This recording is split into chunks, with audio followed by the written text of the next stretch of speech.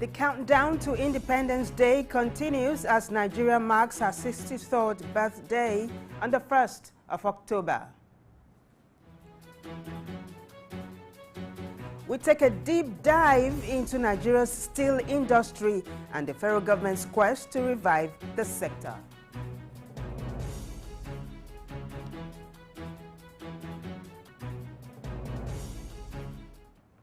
This is Business Insight. I am Vivian Oguche. Welcome aboard. We do apologize for starting a little bit behind schedule. It was due to technicalities. But standing by to set the ball rolling, I've got Alfreda Ambi Bassi with the day's top stories in the world of business. A lovely morning to you and welcome to Business News. We'll be right back after this short break.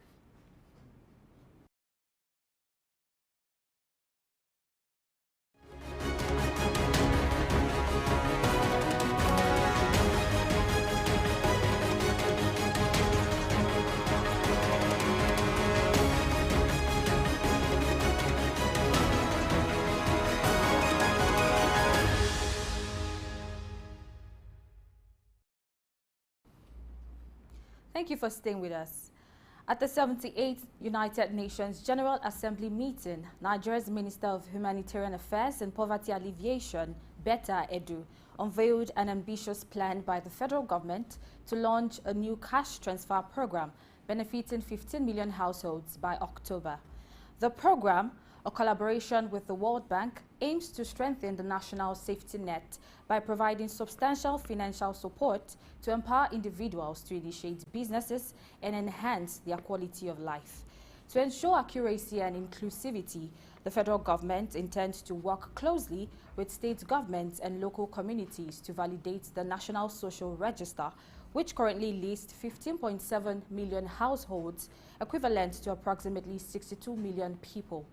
This verification process will help pinpoint those who still require crucial social interventions. And away from that, the Chief Executive Officer of the Nigerian Upstream Petroleum Regulatory Commission, NUPRC, Benga Komolafe, has revealed a significant decline in Nigeria's annual upstream capital expenditure in the oil and gas industry. The capital expenditure dropped from $27 billion in 2014 to less than $6 billion in 2022, marking a 74% decrease.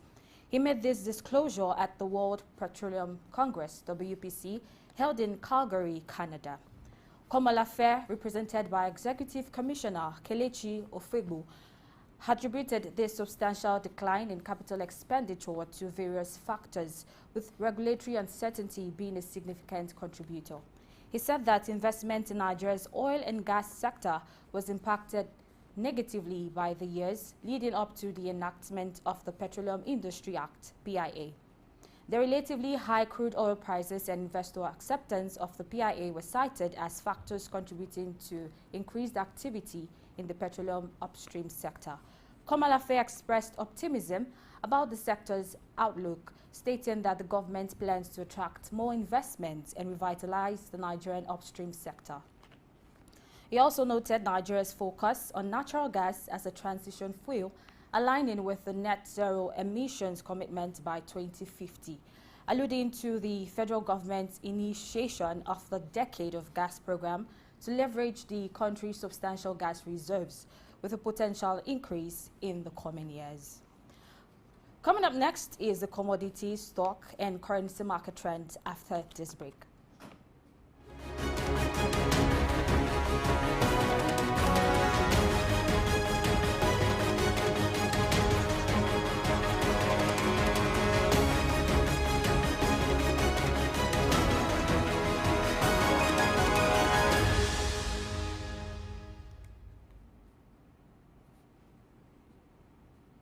Welcome back. At the close of the first weekday of trading on the Nigerian Stock Exchange, a total of 408,194,676 shares were traded in 7,707 deals, amounting to a market value of 5,442,087,460 naira and 34 kobo. These figures represent a 60% decrease in trading volume compared to the previous NGX trading day, a 25% increase in turnover, and a 21% increase in the number of deals. The current market capitalization of the Nigerian Stock Exchange stands at 36,600 billion naira. In total, 119 listed equities participated in trading, resulting in 15 gainers and 37 losers. Notably, Ikeja Hotel led the gainers with a 10% share price appreciation, closing at 2 naira and 75 kobo per share, followed by John Holt, Cornerstone Insurance Company, and Regency Alliance Insurance. Conversely, among decliners, Caverton Offshore Support Group experienced the most significant price drop with an end-of-day depreciation of 9.87% at 1 naira and 37 kobo per share, followed by Access Holdings with a 9.86% decrease. Owando with a 9.7% decrease, and the Initiates with a 9.65% decrease. Access Holdings recorded the highest trading volume with 113 million shares traded, followed by United Bank for Africa, Unity Bank, and Universal Insurance Company with shares traded. Now to Ghana. At the conclusion of the most recent trading session on the Ghana Stock Exchange GSE, a total of 11,239,502 shares were traded, amounting to a market value of 15,775,300 Ghanaian cedis and 80 paseres. The current market capitalization of the Ghanaian Stock Exchange stands at 74.1 billion Ghanaian cedis. In total, 14 listed equities participated in trading, with only one loser, which was Fan Milk, experiencing a share price depreciation of 0.33%. MTN Ghana recorded the highest trading volume with 11.1 million shares traded, followed by GCB Bank, EcoBank, Transnational, and the Call Bank. And in the latest commodities market update, here are the current prices. Wheat is trading at 584.75 US cents, reflecting its present market value. Gold is priced at $1,916.29 US dollars per unit. Silver is selling at $23.10 US dollars per unit. Copper is valued at $3.66 US dollars. Brent crude stands at $93.34 US dollars. These fluctuations in commodity prices provide valuable insight into global economic conditions and investor sentiment. Market participants and analysts are keeping a close eye on these changes, as they may have significant implications for various industries and financial markets. And the latest updates on currency in the parallel market: the USD is bought at 987 naira and sold for 995 naira. The British pound exchanges between 1,250 and 1,260 naira. The euro buys at 1,035 naira and is sold for 1,045 naira. Those are the day's top stories in the world of business. I am Alfreda Ambebasi. Business Insight continues with Vivian Oguche.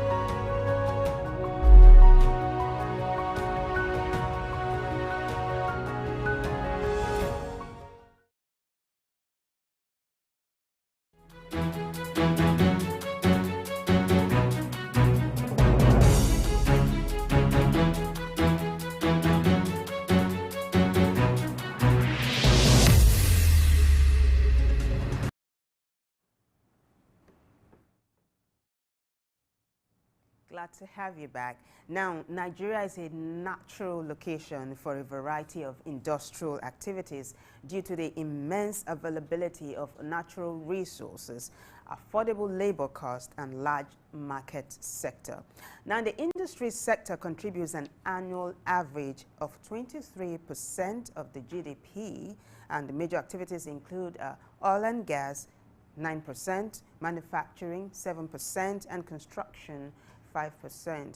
And according to the immediate past administration led by former President Muhammadu Buhari, this sector is strategic to government's objective to diversify the economy in line with the economic recovery and growth plan. Now, fast forward to a new administration led by President Bola Ahmed Tinubu, and we have a newly created Ministry of Steel Development led by Shuaibu Audu. Now, for more perspective on this, I'm being joined by Idahosa Osamase. Good morning, Idahosa. Vivian, good morning. It's good to have you here. All my pleasure to be with you on this show. Absolutely. So we are counting down to Independence Day anniversary, yes, Nigeria's 63rd birthday. 63rd birthday. How do you feel? Well, I am hopeful, really, really very hopeful. I believe in this nation, and I know that it will work one day if we start to do the right thing, which, of course, we are seeing that, of course, things are beginning to be done rightly. Nigeria belongs to all of us, and we all have a stake in it. There's no other country on this planet where you can call your home. Even when you are given citizenship elsewhere, you are still a second-class citizen. This is the only place where, of course, if you're born here, you will be a first-class citizen. So it's my prayer and hope, really, to see that the new regime set the right framework and policy environment in place for the collective prosperity of all. Fantastic. That's an optimistic outlook, and it's music to my ears. Oh, my God. Well, also, I'm being joined by Gbolahan Olojide, and he joins us virtually. He is a public policy analyst and a friend of the house. Thank you, Gbolahan, for coming on board. Yeah, thanks for having me. Good morning. Good morning. All right, so it's the countdown to Nigeria's 63rd birthday. We've been singing that song over and over. And today we are taking a look at the nation's industrial sector. So the focus today is on steel. Let me begin with Idahosa. Gbolahan, I'm coming back to you in a short while. But Idahosa, I want you to walk us down memory lane, you know, as you paint a picture of Nigeria's industrial sector in the yesteryears. Well, we started off as a nation really hopeful to lead the entire third world country, and the prospects were very bright. A whole lot of things were happening, and following the industrialization policy of the then military regime, a lot of industries were springing up all across the country. And of course, we were doing well. We produced metal in this country. All the textiles industries, whether in Kaduna or in Lagos here, they were doing excellently well. We had industrial estates almost everywhere. And the focus was to compete with the first world. And I think that was quite a hope for a lot of people. And then all of a sudden, we became like a trading harbor. That's quite a contrast. It is huge, hugely. Wow. Let me go to Gbolahan. Gbolahan, do you have golden memories of Nigeria's industrial sector before the decline Idahosa just referred to? Well, yes, I would say so, because I'm aware of activities in certain industrial parts of the same city, Lagos. The Ikeja industrial axis was there. I remember the Dunlop of this world and all the other companies that are at that axis. There is the Lupeju where you have the GSKs of this world. So all those activities were there. Industrial-related activities were going on all across, not just Lagos, but Lagos is a hub, but Ogun State and several other states in Nigeria. If you've ever been to Kaduna and you see the relics, they are now relics, but they used to be active companies, huge textile manufacturers who were in that particular state. Those were the golden years of industrialization in Nigeria. Most of those companies that we're talking about, whether it is at the Lupeju industrial axis or the Keja, when you take a drive there today, you will see a contrast to what we used to have. And it just tells the stories that our warehouses have become churches and religious institutions, as the case may be. Some of the companies that used to be mega employers of labor have become traders or totally disappeared. On a daily basis, more companies are getting tired and are shifting base away from our shores. So that tells the story of industrialization in Nigeria. So not too long ago, President Bola Tinubu secured a $3 billion US dollar investment from Indian investors to boost the country's steel sector. Does this excite you? Yeah, it's a whole lot of excitement for us, looking at where we have especially come back from since 2008 when Yar'Adua decided to cancel the concession of Jakarta Steel and that mill to an Indian company. And then, of course, the company made a claim of about 490 million US dollars for what investment they put in that sector. And we're so happy that around September last year, the immediate past regime of President Muhammadu Buhari was able to settle that claim. And then, of course, we cannot say that the steel has come back to its original owner. Because that period between 2008 to date, really nothing has happened in there. And we cannot be talking about industrialization when we don't have heavy investment in steel. And this is very critical. And that's why it's heartwarming to see that the president, who said, of course, is going to create a lot of industrial park, understand that, of course, steel is very, very paramount and critical to the success of this sector. And it was good that at the India meeting, the G20 meeting, it was part of the negotiation to find a steel Indian company willing to commit some $3 billion US dollars into that operation to see for the first time that the Jakarta Steel rolling mill that has taken over $8 billion in 40 years with a prospect of generating over 500,000 employment for a country that is infested with a whole lot of unemployment. It's heartwarming to see that it's being revived. That means more money for Kogi state government, the host state, and then, of course, by implication, the federal government. And good days, we hope, are here. In a short while, I'll come back to you, Gwala, so that we'll talk about the newly created Ministry of Steel Development. But I want you to talk to me about Jakarta Steel Company, Idahosa. What happened? You said it had lots of prospects.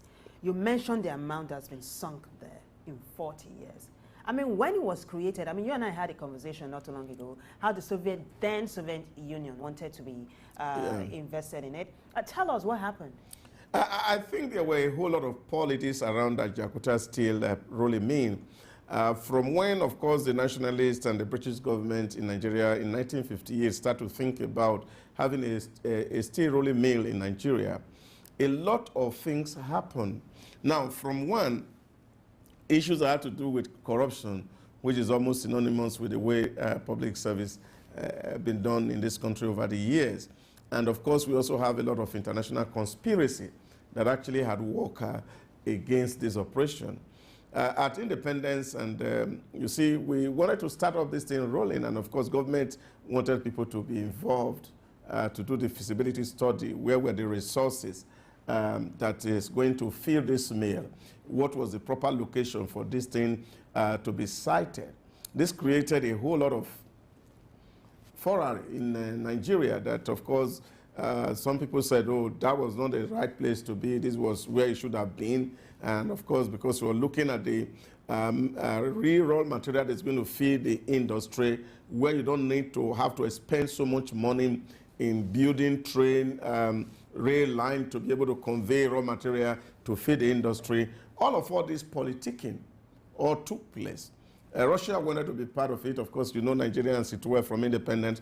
We were not aligned following the bipolar arrangement in the world at that time between the West and the East. And so we maintained a neutral ground. A neutral ground. And we really they want to see us attached to a nation. And so the Tafawa Balewa government was pursuing an agenda to see Nigeria neutral. And so we were ready to see, we want to build our plant. And we were ready to bid. And they asked people at least to come even bid for the feasibility study of that thing. And the funny part of that thing was the fact that a French company won that interview, in that bid, and of course, they concession to a Russian company to come and build. And of course, we cannot really tell what happened. And until 1979, when eventually the building started itself, till 2008, when of course we have to concession to India.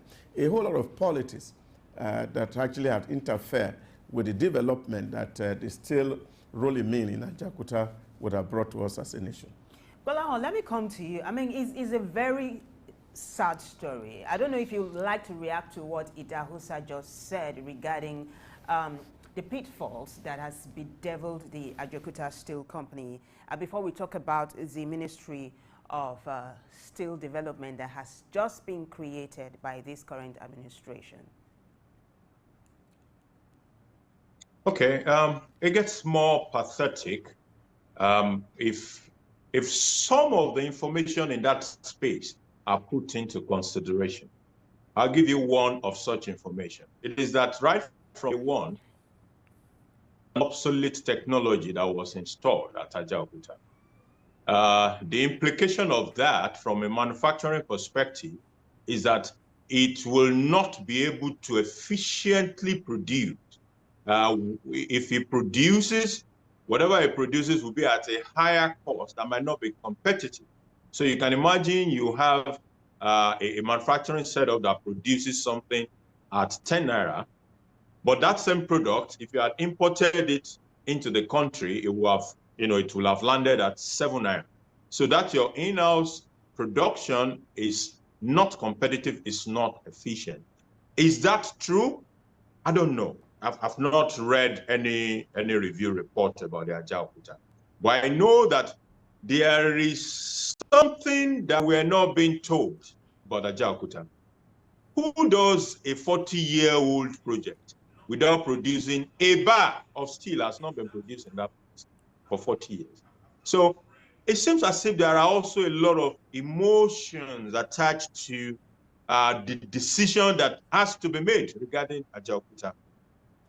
The emotion as strong as we've had a minister who actually cried visiting Ajaokuta, and just the sight of this behemoth of a complex, how many hectares of land this thing is sitting on, the machinery that have been in place in that place, the rail, even the real estate in Ajaokuta, it's like a town on its own. So when you visit that place, you are overwhelmed with the emotions of the circumstances, that how could we have something this big? How could we have a dream this huge, and we've not been able to bring it to reality in 40 years?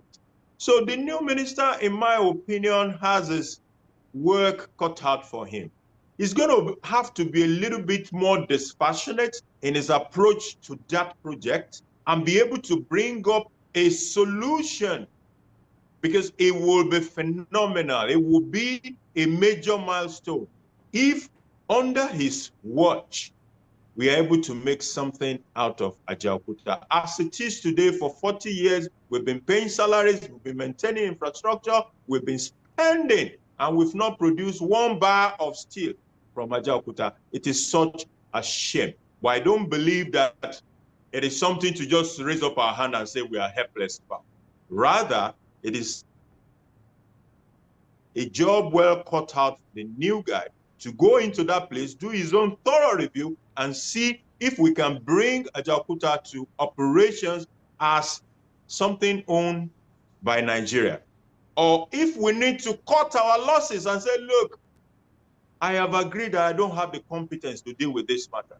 So I will midwife a transparent transition of this asset to people with the competence to handle it. Let them continue where I have stopped. That is a possible option. So we are waiting for him to see how he will approach it. But whatever he does, he should think back about the fact that we've been on this journey for 40 years. And we've been spending money all those years. We had a minister, the facility art staff, we've been paying. We've not produced 1 bar of steel.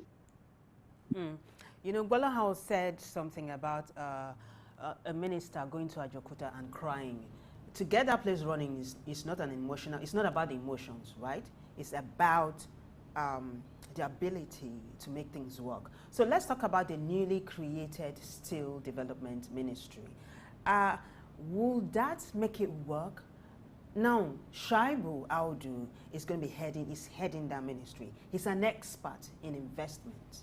Is he the right person to man that ministry?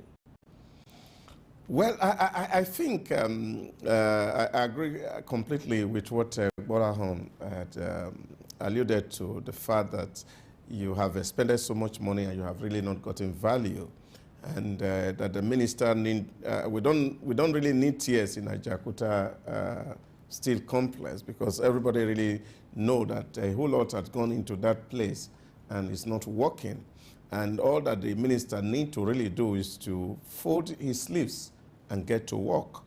This can work. It can. And it is only to see how much we can separate politics from development issues.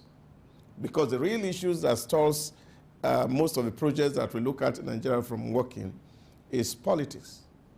Because once you tie politics to development, it will stall it. And if the minister would not mind, just like Ebola has said, like they say, anything can be done. If you really don't mind, who takes the credit? If we don't have the competence to do it, we can get people and concession it to people with competence, people with the right technology, who can drive the process.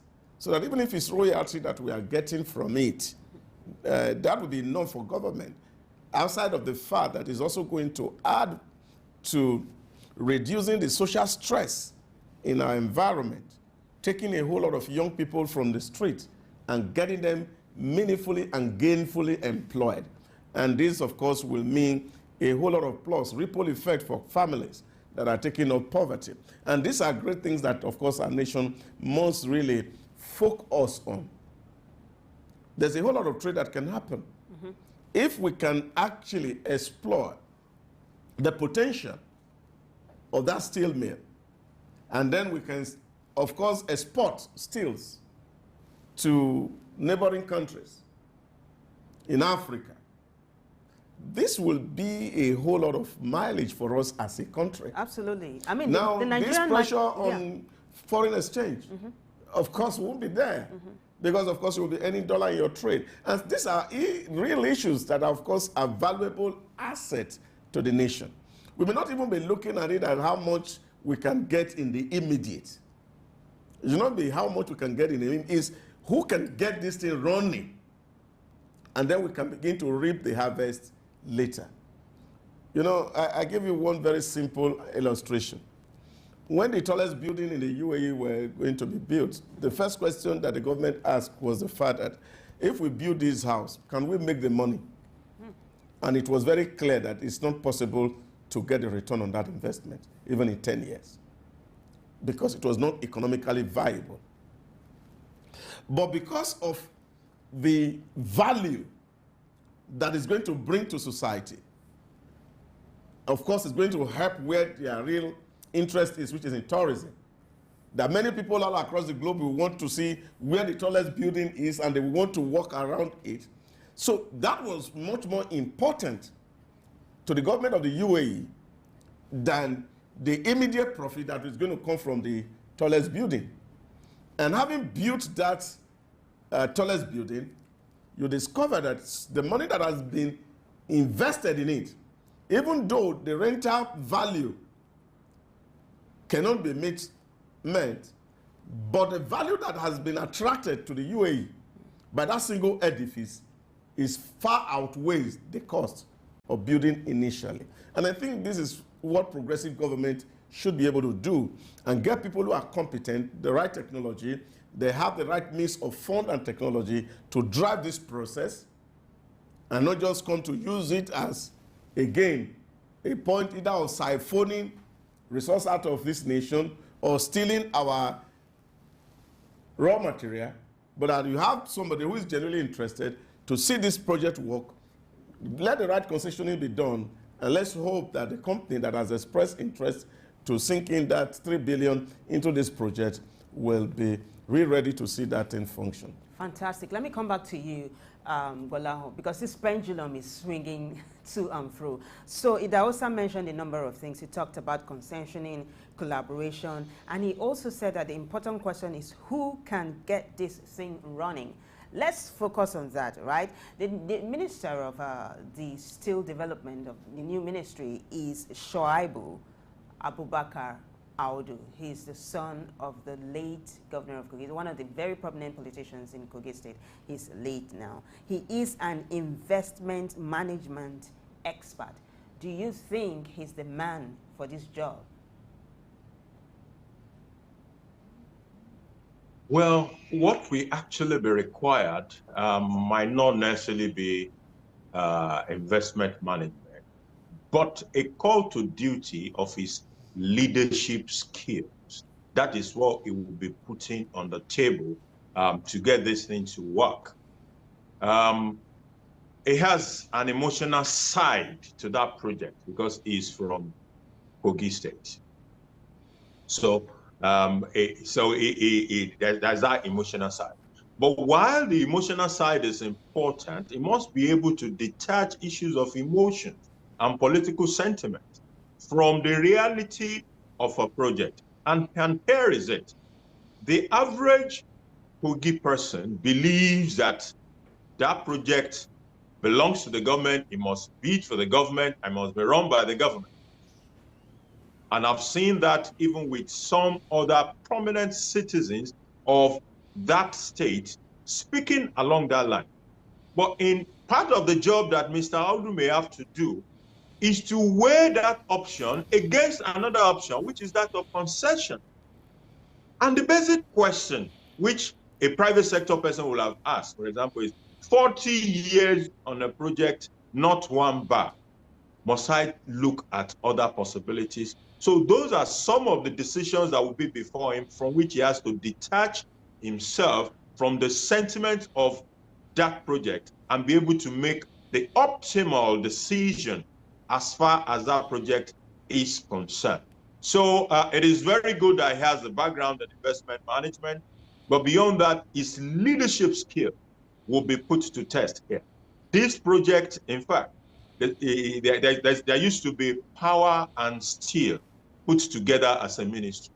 And I've heard people who said, when they don't want you as a minister to have to do anything, they just make you minister of power and steel, because electricity will not happen for you. Neither is anything happening at Tajakuta or Alaja or Chokosi rolling. So you're just there earning salary. That is what it used to be.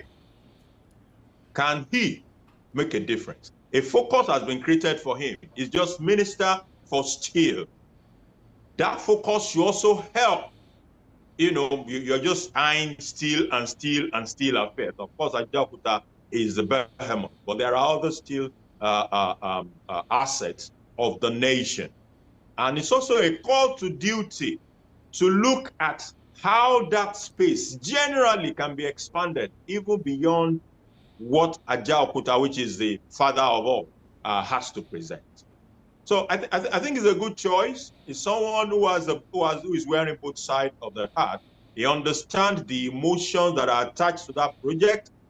He has been in the private sector himself, and he understands how decisions are made with optimality of resources in mind in the private sector. He can combine these two and deliver on a superb way forward for Ajaokuta and the steel space in general.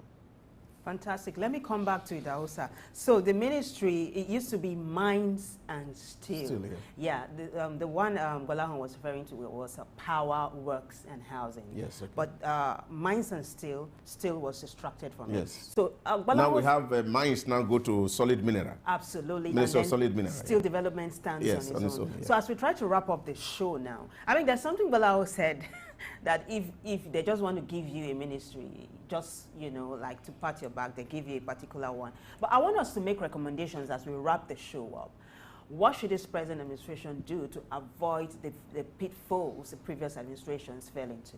I think I will want to lend voice to what Mr. Bolahon has said, which is very critical, and this is for Audu himself.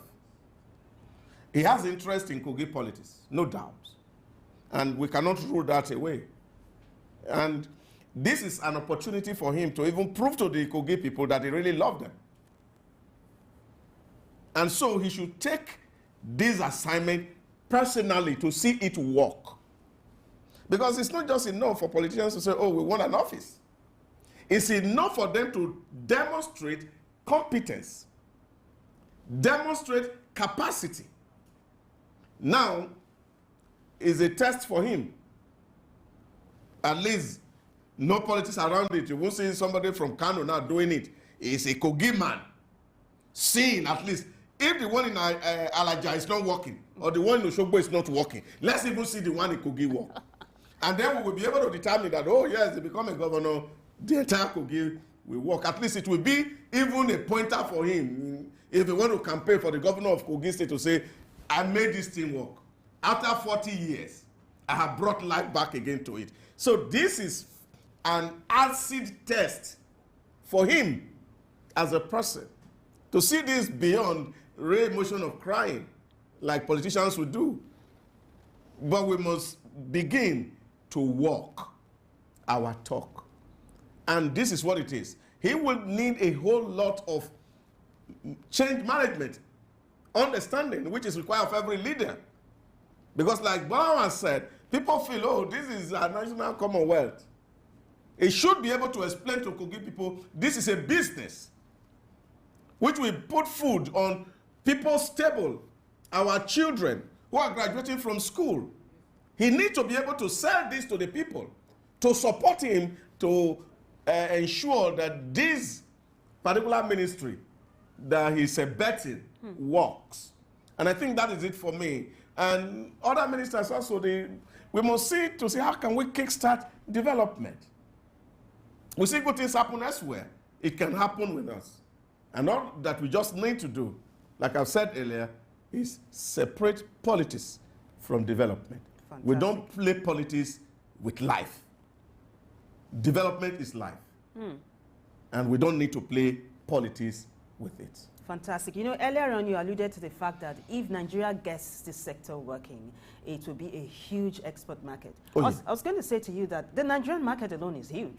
Yeah, but because we currently import 1.3 trillion of steel annually. That's huge. That's huge. That's huge. Right. So you can imagine what we will save if we start to work. I don't think that we are incompetent people. No, we are not. I don't think that we are less cerebral than other societies where things are working. The only thing that is wrong with us is these things that we have yielded ourselves. And sometimes very few of us who elevate their greed above national interest. And when we can have this handled, a lot of things will really get well.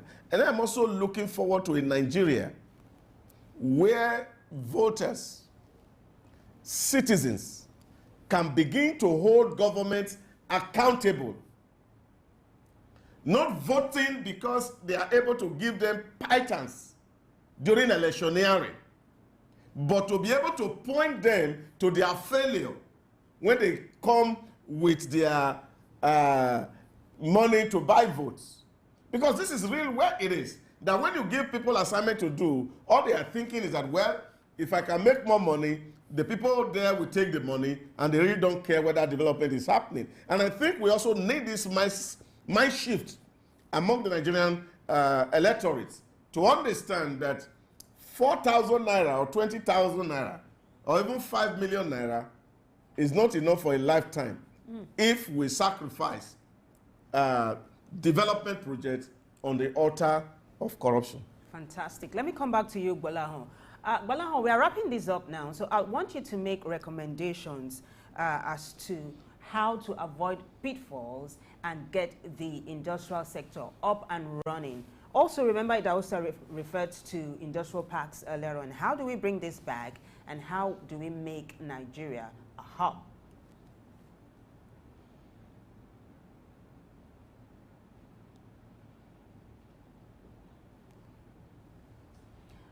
Gbolahan, could you unmute yourself so we can hear you? Oh, okay. Sorry about that. I guess maybe necessity will be the mother of our invention in this case, because we practically don't have an option now. 90% or more of our foreign exchange earnings still come from crude. If we're going to diversify the industrial base, the economy of this country, we must be able to bring all the sectors to the table, and one of it is the industrial sector. Even if we do agric is good to ensure that we can do food, sufficiency and all of that. But you see, production of primary product does not make a country wealthy. Essentially, even production of these agricultural products in huge volumes will still not make us wealthy in the modern economy. In fact, it will be exactly. So I'm saying we must use industrialization as a basis for expanding the economic base of Nigeria. And the Steel Ministry has a huge contribution to that agenda. Thank you. Thank you so much, Gbolahan. So Gbolahan said production of a primary product or production of primary products does not make a nation wealthy, which is why tomorrow on the show we will be talking about productivity and how to make Nigeria wealthy again and how to pay off debts, which Idahosa referred to earlier on when he talked about saving when we begin to make our own, when we begin to produce what we consume. Well, this has been an awesome show today. Gentlemen, I would like to say thank you so much. Idahosa, as always, it's a pleasure having you. Thank you so much. Always my pleasure to lend my voices to issues of development. Fantastic. And Gbolahan, thank you for being so gracious all the time. You were fantastic on the show as well. Thank you so much for being a part of the show. Yeah, thanks for having me. Absolutely. All right, to every other person that contributed to making the show a success, thank you so much. And a bigger thank you for watching. We'll be here again, same time, same station. Until then, I am Vivian Oguche. To have yourself a lovely day. Bye for now.